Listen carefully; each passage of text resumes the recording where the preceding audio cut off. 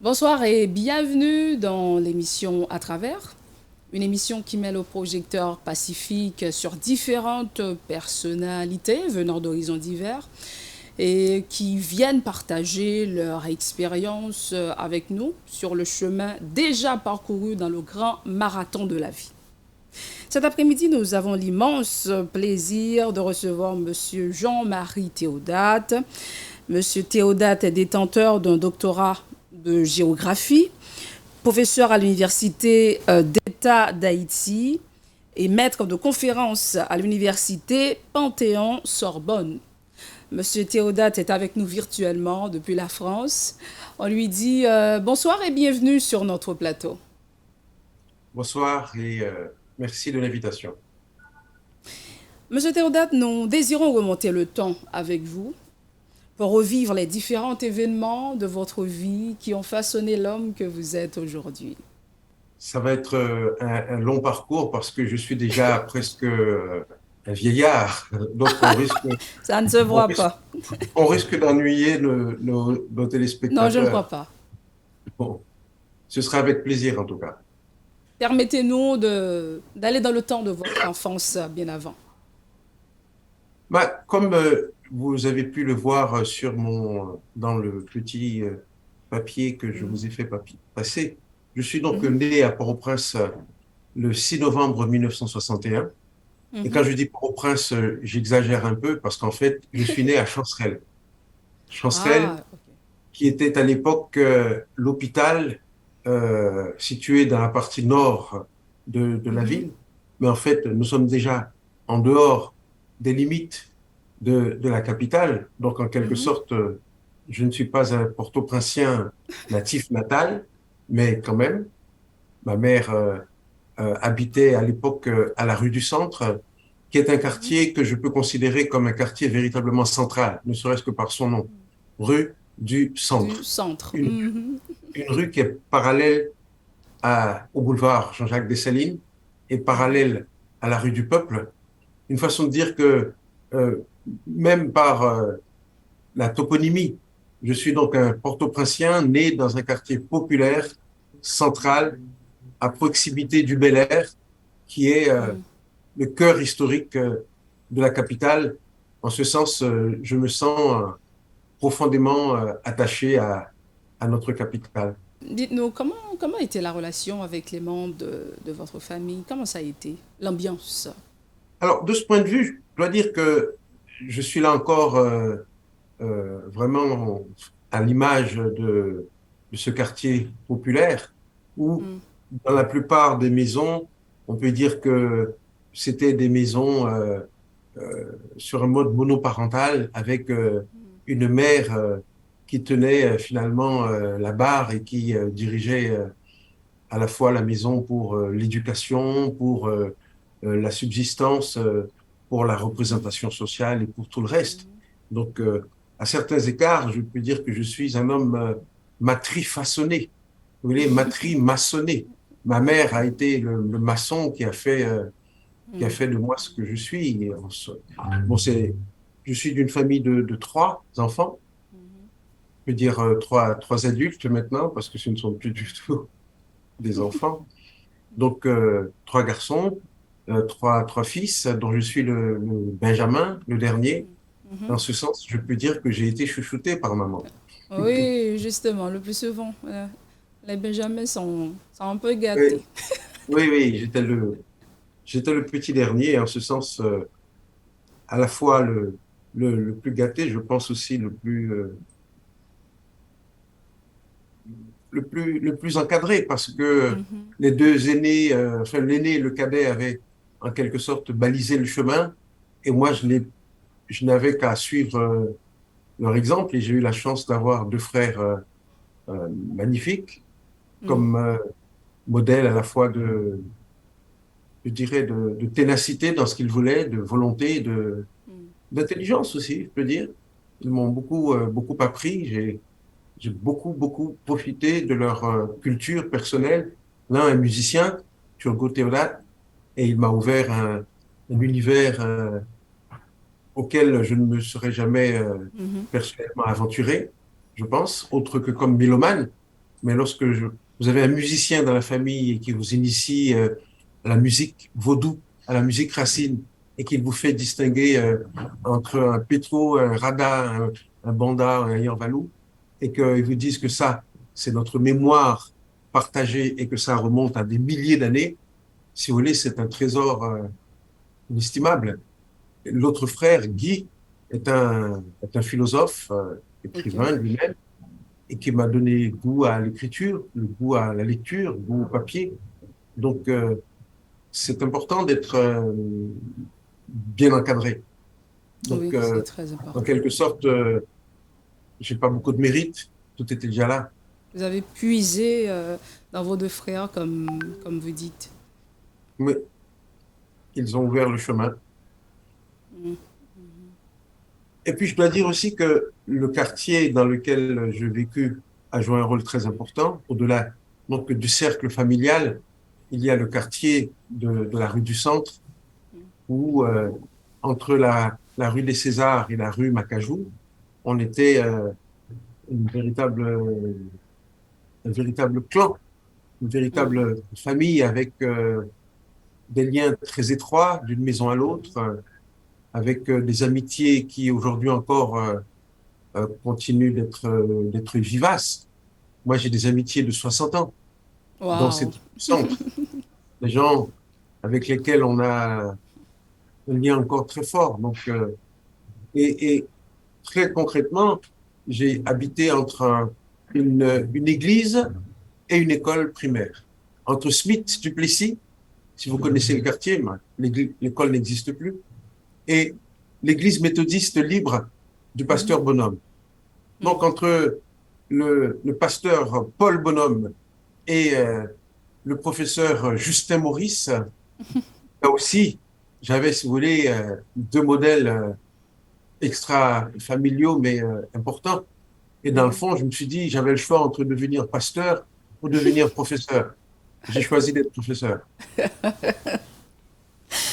On va voir un tout petit peu votre parcours académique. Comment ça a été le cheminement? Sur le plan académique, euh, j'ai fait mes Est-ce que études vos frères, primaires. en ce sens, comme vous dites, vous ont plus ou moins influencé par rapport à vos choix? Disons, on va voir sur le plan académique et professionnel également. Oui, bon, je pense que je suis devenu professeur parce que mon frère aîné, Guy, l'était lui-même.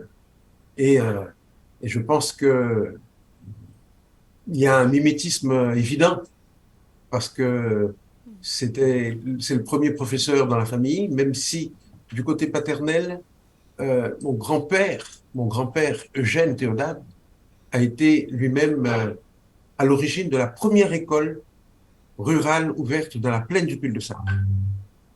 Et lorsque je suis devenu moi-même professeur, ma tante Francine Théodate, qui est encore vivante et presque centenaire, m'a confié que, en fait, il y avait comme je dirais, un rendez-vous familial avec le pupitre, avec Mm. l'école, puisque mon grand-père était lui-même déjà à l'origine de la première école dans la plaine du cul-de-sac à Cabar. Et nous parlons là des années 1920-1930. On a également le temps de parler de votre parcours professionnel. Comme vous dites, vous êtes professeur. Mais pourquoi vous avez pu, en fait, étudier la géographie? La géographie, c'est la discipline qui permet d'avoir la, l'approche la plus synthétique des réalités, je dirais, à la fois physiques et sociales. Mhm. Physique au sens des phénomènes naturels. Mhm. Le géographe doit se renseigner sur le climat, il doit se renseigner sur la tectonique, il doit comprendre également comment s'est formée et comment fonctionne la galaxie, parce que tout cela, c'est, si vous voulez, du même ordre, c'est-à-dire nous parlons de phénomènes qui appartiennent de la même, euh, de la même dynamique, c'est-à-dire la création d'un univers avec petit miracle, ici, cette planète où il y a de la vie. Donc, nous devons comprendre comment se fait, si vous voulez, ce passage, je dirais, du néant au tout. Et c'est ça le projet du géographe, avec une articulation d'échelle qui doit non seulement comprendre comment fonctionne la galaxie, mais comment fonctionne la société, comment fonctionne la Mhm. ville, comment fonctionne l'économie. Parce qu'en fait, Mhm. nous sommes, nous sommes les... il y a quelqu'un qui a fait une comparaison que je trouve très juste. Je ne me rappelle plus qui c'est qui l'a faite, c'est pour ça que je ne me hasarde pas à donner un nom, qui a dit que nous, les géographes, nous sommes les notaires du quotidien. C'est-à-dire, c'est à nous de rendre compte de tout ce qui arrive d'important dans la vie des sociétés, dans la vie des hommes, mais également dans la vie de la planète, sur le plan climatique, sur le plan tectonique, sur le plan historique, les grandes guerres, les grandes famines. Tout cela doit être notre premier souci parce que c'est cela qui explique, en définitive, la répartition des hommes sur la planète, Mhm. le tracé des frontières, la récurrence des conflits, les grands flux de marchandises ou de transport, les axes de communication. Tout cela, Le pour géographe s'intéresse à tout cela? le géographe doit pouvoir, si vous voulez, pour expliquer tout cela, remonter à une causalité qui souvent dépasse l'échelle de la réflexion. Par exemple, pour expliquer que dans la ville de Port-au-Prince, vous ayez certains quartiers, bon, le quartier natal, par exemple, dont nous parlions, Mhm. la rue du Centre est devenue aujourd'hui un espace inaccessible, de non-droit. J'ai l'air d'en parler Oui. avec nostalgie, mais en fait, la nostalgie est inspirée par le fait que c'est aujourd'hui devenu un espace totalement interdit à, Mhm. à, à ma visite. C'est une enfance totalement disparue. Et bien tout cela, il faut pouvoir l'expliquer.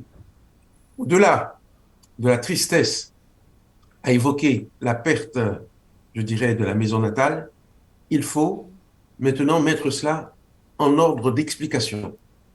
Expliquer que tout ceci est la conséquence à la fois de l'appauvrissement de l'économie, Mhm. de, du manque de planification dans la construction de la ville, mais aussi expliquer qu'ici, il s'est produit un tremblement de terre qui, le 12 janvier 2010, 2010? Mhm.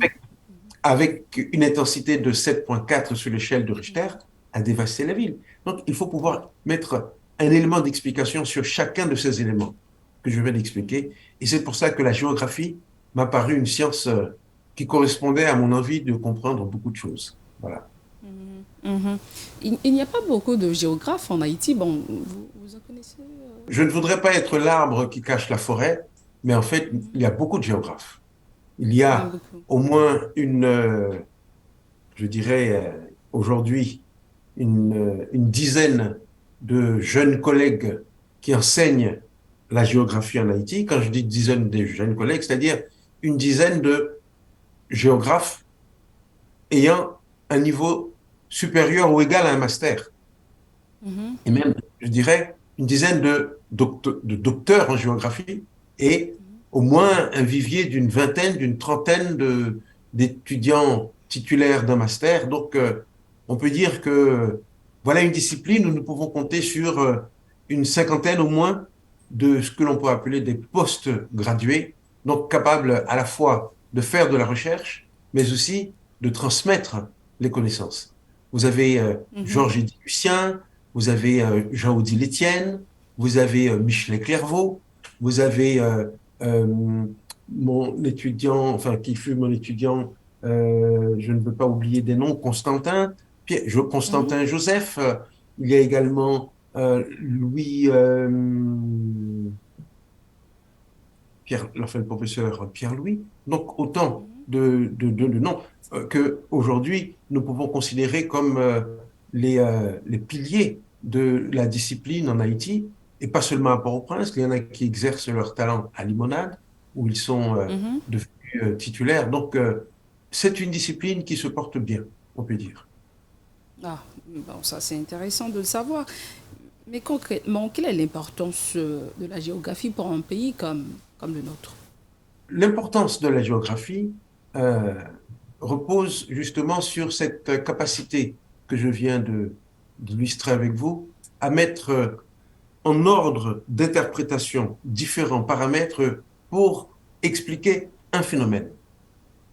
Un phénomène, euh, c'est peut-être, par exemple, si nous reprenons l'exemple de Port-au-Prince, euh, de dire que la catastrophe de 2010, je rappelle qu'il y a eu plus de 300 000 morts, même s'il y Oui. a encore quelques débats sur, la comptabilité des pertes des personnes disparues, mais disons que s'il y avait eu une planification urbaine, ce qui est justement la tâche du géographe, s'il y avait eu une planification urbaine préalable pour, d'abord, considérer que certaines zones ne sont pas constructibles parce qu'elles sont justement au passage de la faille La tectonique, faille.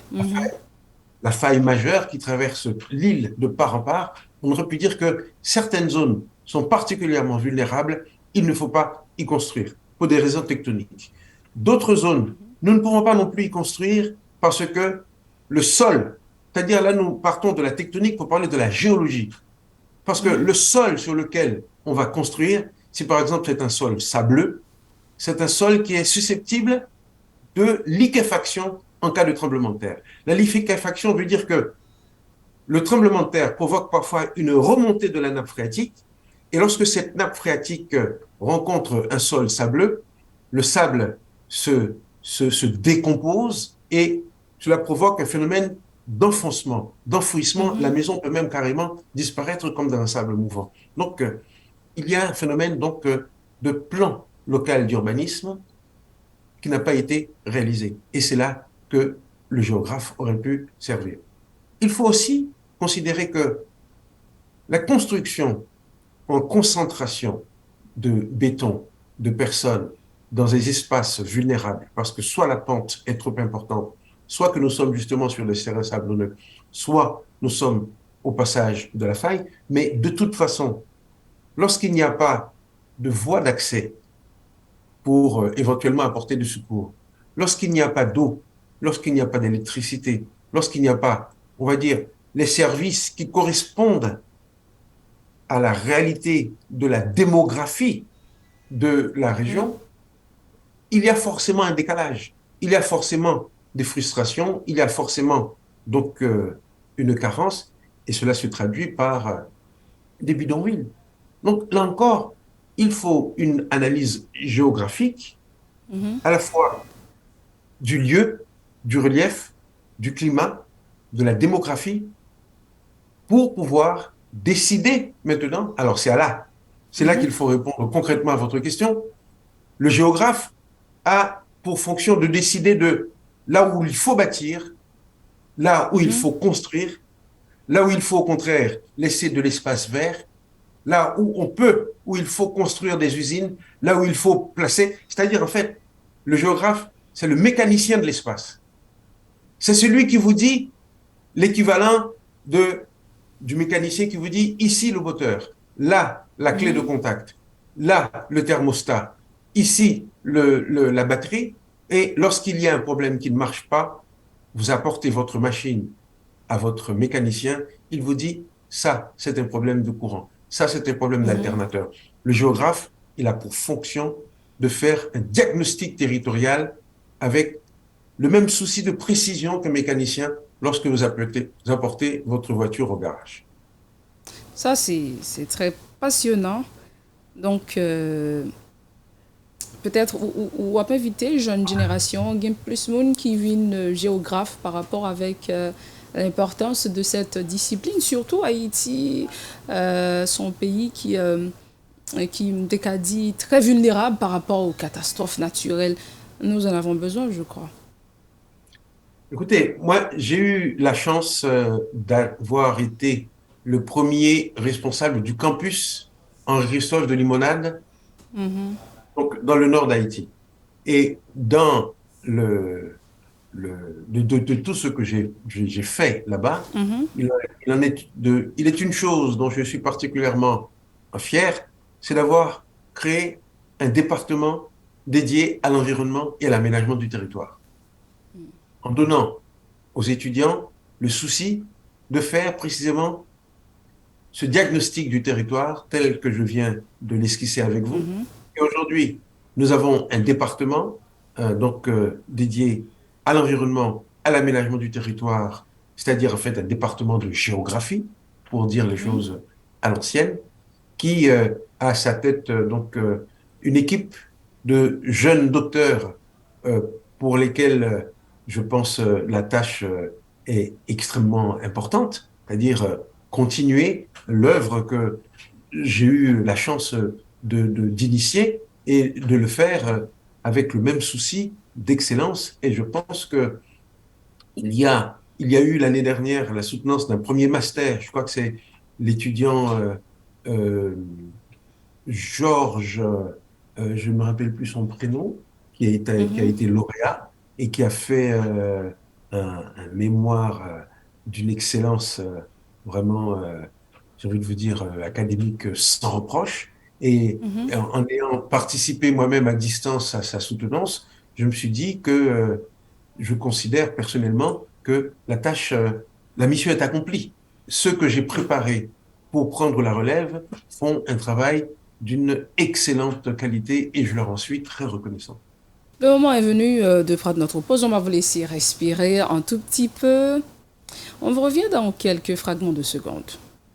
Si vous jugez que cette vidéo est intéressante, n'hésitez pas à liker et partager la vidéo. Et surtout, n'oubliez pas de vous abonner à cette chaîne et activer la cloche de notification pour ne pas louper aucune de nos vidéos.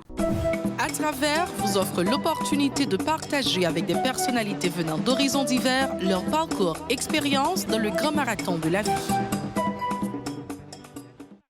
Merci de nous rester fidèles. Vous êtes dans la deuxième partie de l'émission À travers et nous recevons Monsieur Jean-Marie Théodate, détenteur d'un doctorat de géographie, professeur à l'Université d'État d'Haïti et maître de conférences à l'Université Panthéon-Sorbonne.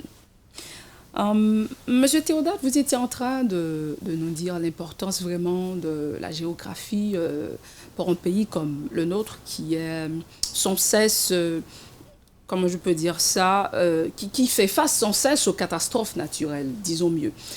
Mais dans cette deuxième partie, on va beaucoup plus parler de l'université en Haïti et voir comment l'université peut répondre aux besoins du développement national. Mais bien avant, on a une autre question à vous poser avant d'entamer ces questions. Si vous avez un regret, le plus grand regret dans Mon le plus, passé, mon, mon plus grand regret, c'est de ne pas pouvoir exercer mes talents à 100% dans mon pays natal. Et de, par exemple, devoir faire cette visioconférence à distance, moi à Paris, vous à Port-au-Prince, alors que mon cœur est là-bas. waouh.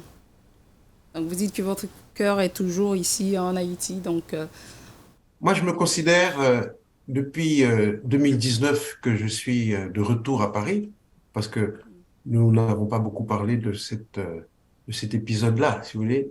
mhm, J'ai quitté Haïti, j'avais 17 ans, mhm, après avoir fait mes études primaires et secondaires en Haïti, successivement à Jean-Marie Guillou, puis à Saint-Louis-de-Gonzague. mhm, J'ai passé pratiquement 30 ans en France et je suis rentré en Haïti en 2010, après le tremblement de terre, mhm, avec l'idée de revenir dans le pays natal et d'exercer mon métier là où j'avais conscience qu'il y en avait véritablement besoin. Et lorsque je suis arrivé en 2010 en Haïti, effectivement, il y avait très peu de géographes. Nous étions très, très mhm, peu nombreux. Il a fallu remonter la pente, constituer mhm, une équipe pédagogique à l'école normale supérieure et je me suis senti enfin utile parce que la géographie, c'est quoi finalement? C'est constituer ce qu'on appelle des compétences territoriales. C'est donner aux gens une conscience du potentiel de leur territoire, de leur maison, parce que pour la plupart, nous vivons dans un pays dont nous ignorons non seulement la géographie, c'est-à-dire nous n'avons pas visité. La plupart des Haïtiens naissent et meurent dans le même endroit, sans avoir fait one pot, comme on dit chez nous. Et c'est terrible, parce qu'après, nous aimons un pays que nous ne connaissons pas, nous aimons un fantasme. Oui. C'est comme épouser une femme après avoir juste découvert la main qu'elle vous a tendue et finalement se contenter d'ignorer tout le reste, ce qui serait complètement absurde. Mais c'est exactement ce que nous faisons avec Haïti.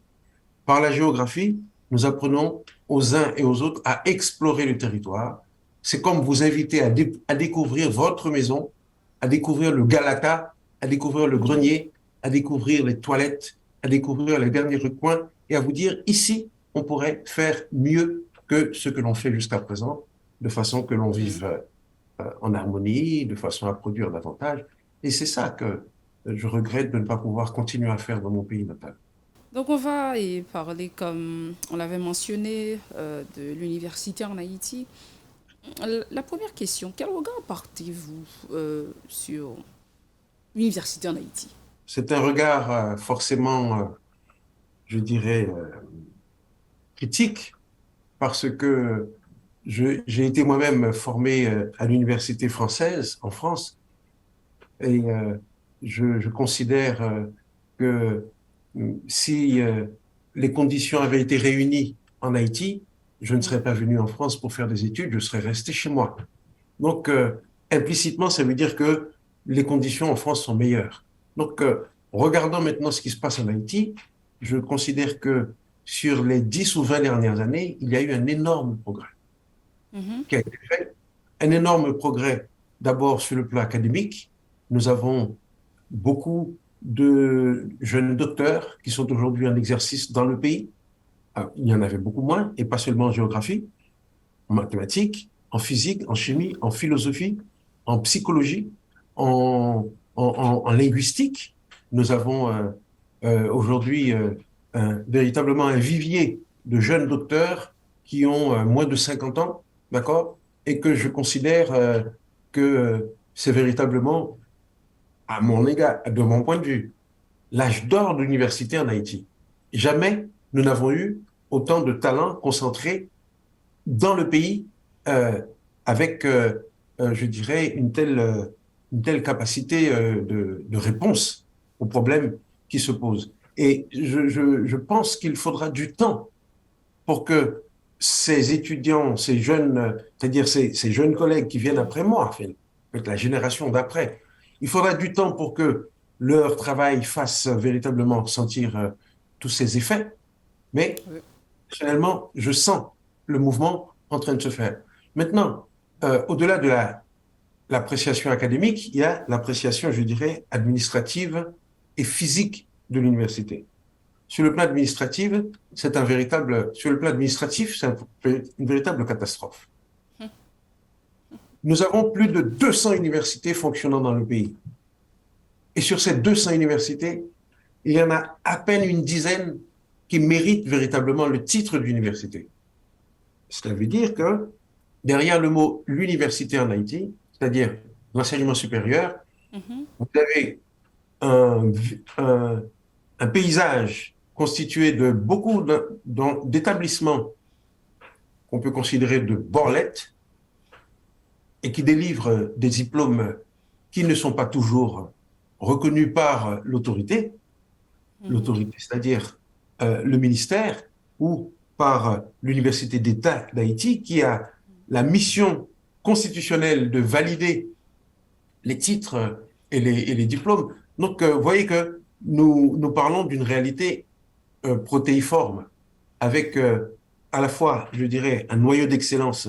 Je ne voudrais pas ici donner le nom d'université, on pourrait dire que je fais de la publicité gratis, mais on peut dire que au moins les universités membres de l'AUF, c'est-à-dire l'Agence universitaire de la francophonie, hein, et elles sont à peu près une dizaine en Haïti, mais également les universités publiques en région que le ministre Jacques-Edouard Alexis a eu la bonne idée de créer et qui crée dans chaque département un noyau universitaire pour retenir sur place justement une partie des jeunes bacheliers.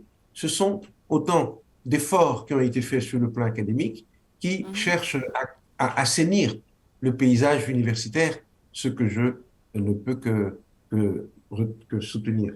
Mais maintenant, force est de constater que l'université est le parent pauvre de la politique budgétaire haïtienne. On consacre annuellement beaucoup plus d'argent dans le budget de l'État à l'entretien des parlementaires, c'est-à-dire des sénateurs et des députés, qu'à l'entretien de l'université, qui est censée accueillir l'élite et le futur du pays. C'est vous dire donc que l'université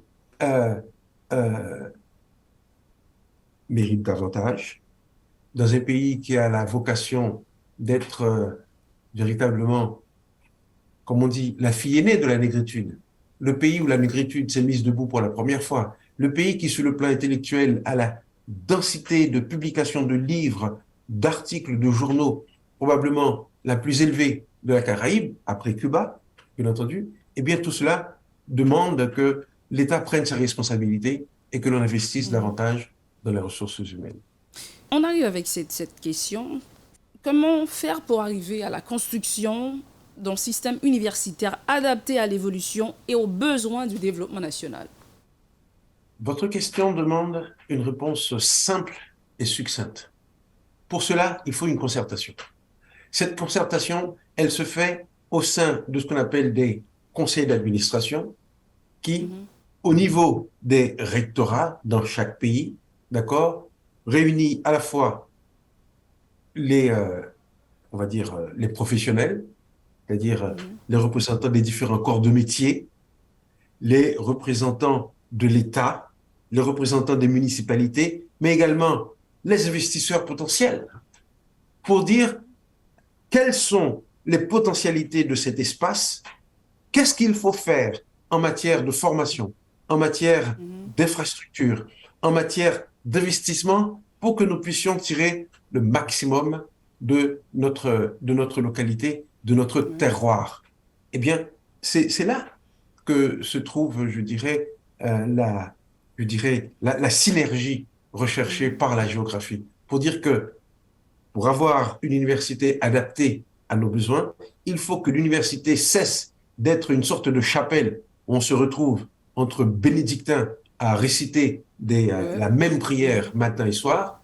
Là, il faut que l'université s'ouvre au monde des affaires, s'ouvre au monde des métiers, s'ouvre aux investisseurs et que le conseil d'administration ne soit pas une sorte de lieu de conciliabule entre collègues, mais que l'on ait aussi des comptes à rendre à la société civile, à l'État, de façon que nous formions justement les professionnels dont l'économie a quand même besoin. Ça ne veut pas dire qu'il faille tout de suite mettre tout le monde au garde à vous et répondre uniquement aux besoins du marché, mais nous avons le souci d'assurer la pérennité de la civilisation dont nous sommes les héritiers. Nous arrivons vraiment à une question. Comment vous comprenez le contexte? Bien que vous êtes loin, mais quand même, vous avez votre avis, vous faites des analyses par rapport à la situation. Nous sommes totalement en crise, si je peux utiliser ce concept. Et crise sociale, politique, économique. On n'arrive pas à s'en sortir. Quelle analyse pouvez-vous vous-même apporter par rapport à notre contexte actuel? Si vous voulez, en termes de diagnostic, j'ai pas envie de répéter ce que vous venez de dire de façon très élégante, avec beaucoup de pudeur, savoir que nous vivons une crise à la fois politique, économique, sociale, j'ajouterais environnementale, Oui. et je pourrais même dire culturelle, parce qu'on se rend compte que notre culture souffre aussi de cet état de crise. Les artistes ne peuvent plus produire, les musiciens obligés de se cacher, tout se fait en quelque sorte en cachette. Et moi-même, je considère que lorsqu'en 2019, je suis revenu à Paris, après plus de 10 ans passés en Haïti, je me considère encore aujourd'hui comme un réfugié. Je suis un réfugié politique, un réfugié social, je suis un réfugié économique, je suis un réfugié culturel. J'ai dû quitter la terre natale parce que la vie est devenue impossible. Et je pense que les centaines, voire les milliers de personnes qui ont dû faire comme moi, nous sommes le signe justement d'une crise profonde dans la vie de la société.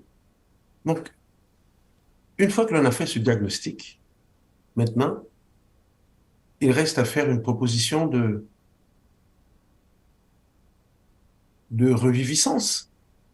Il faut, au-delà de ce constat de collapsus, de ce constat d'effondrement, euh, avoir, je dirais, le courage de faire face au réel.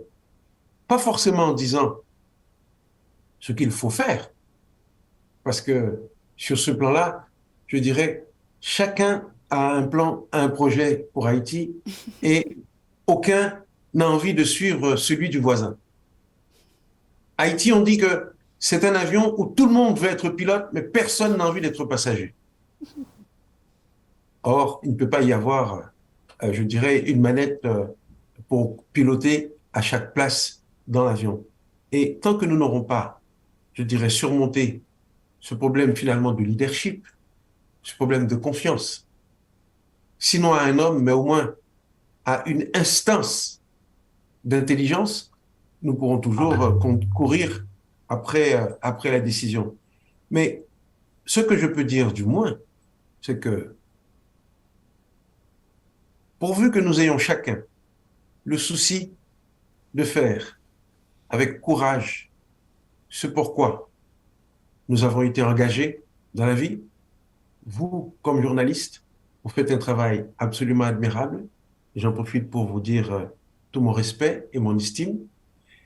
Vous traversez, j'imagine, des dangers au quotidien pour venir jusqu'en studio pour faire ce travail. C'est-à-dire que vous faites acte de courage. Et vous le faites avec une probité qui est tout à l'honneur de notre pays. Eh bien, j'ai envie de vous dire, vous êtes pour moi signe d'espoir, mademoiselle ou madame. Eh bien, moi, de la même façon, j'essaye, à mon niveau, d'être un bon professeur, d'être un bon parent, d'être un bon ami, c'est-à-dire de ne pas être un danger pour le voisin, de ne pas être une menace pour mes étudiants et d'apporter à la communauté ce service attendu d'un professeur, d'un ami, d'un camarade. Et je pense que dans les moments difficiles comme celui-ci, où précisément on ne sait pas où donner de la tête, Oui. la seule chose à faire, c'est faire chacun de son mieux ce qu'il sait faire. Moi, j'essaie d'être chaque jour un meilleur professeur. C'est tout. Mhm, mhm. Et j'espère que ceux qui sont placés, comme on le dit ici, comme dirigeants ou chefs de gouvernement, s'ils font ce qu'ils doivent faire et répondent à leurs responsabilités, donc les choses vraiment, comme vous dites, pourraient changer, ou bien commencer par changer, commencer par prendre une autre direction. Mais personne ne veut rendre compte. On fait ce qu'on veut. Personne ne nous demande de répondre à nos responsabilités, comme vous dites, en tant que professeur, en tant que médecin, ou bien en tant que, je sais pas, simple travailleur ou bien employé. Donc, pour vous dire que à chaque niveau, comme vous venez tout juste de le dire, il faut faire face à sa responsabilité. Eh bien, Donc, c'est précisément parce que ceux qui ont la responsabilité suprême entre leurs mains, lorsqu'ils font preuve de défaillance, entraînent, si vous voulez, une défaillance en chaîne des appuis de la responsabilité. Si à la tête de l'État, il n'y a pas un chef incontesté, avec une légitimité clairement établie par la Constitution, comment voulez-vous que le reste de la chaîne de responsabilité se sente véritablement tenu par ses engagements?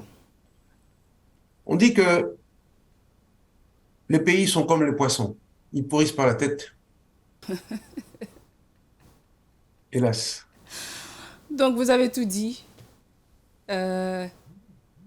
Franchement, la situation, est, comme vous dites, vous êtes à l'extérieur, mais c'est insoutenable, insupportable. Mais on continue à répondre quand même à nos responsabilités, nous-mêmes à notre niveau. Donc vraiment, et Monsieur Théodate, merci. Pour moi, c'était un échange assez fructueux. Et j'espère que les téléspectateurs et téléspectatrices également en ont profité. Merci vraiment pour votre disponibilité. C'était un plaisir. Et merci à vous qui avez pris le temps de regarder cette émission, de commenter, de partager. Et je voudrais également prendre le temps de remercier notre staff technique composé de Cassia McGoffey, Stanley Pierre, Stanley Lefranc. Merci vraiment d'avoir rendu ce nouveau numéro de l'émission à travers possible. Et merci encore à vous et qui va prendre le temps de suivre cette émission. Et je pense que le parcours de M. Théodate vraiment vous a édifié. Et merci encore, M. Théodate. C'est un plaisir de pouvoir rester en contact avec le pays natal. Et à chaque fois que par la radio ou par ce genre d'émission, j'ai l'occasion de faire un salut fraternel à mes collègues qui continuent de faire du très bon travail sur le terrain. Je suis très reconnaissant et je vous dis merci encore à vous et merci aux géographes qui continuent de faire le travail sur le terrain. D'accord. Merci encore, Monsieur Théodate, et merci encore à vous. On vous invite à rester sur la télévision Pacifique pour la suite du programme. Merci.